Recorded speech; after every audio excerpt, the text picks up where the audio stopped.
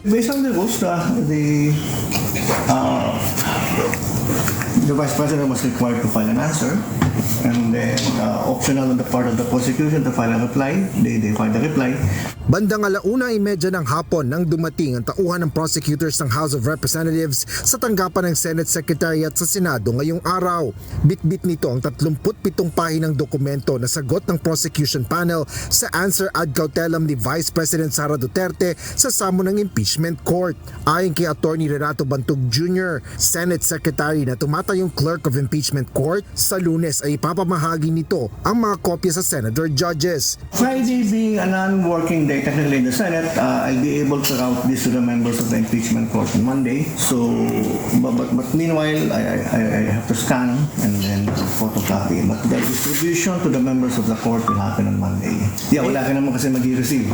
Dahil nananatili pa ring miyembro ng impeachment court ang ilang outgoing senators hanggang sa tanghali ng Lunes, June 30, sinabi ni Bantug na bibigyan pa rin nila ang mga ito ng kopya ng sagot ng House prosecutors, habang ipapamahagi rin ang mga kopya ng mga kaukulang dokumento sa mga bagong senator judge sa 20th Congress. Para naman sa mga susunod na proseso, sinabi ni Attorney Bantug na nasa impeachment court na kung ano ang kanilang gagawin. Ang next na lang is mag-reconvene, sir. Again, that will be up to the impeachment court.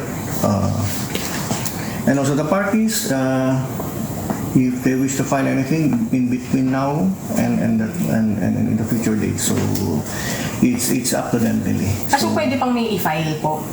Well, theoretically.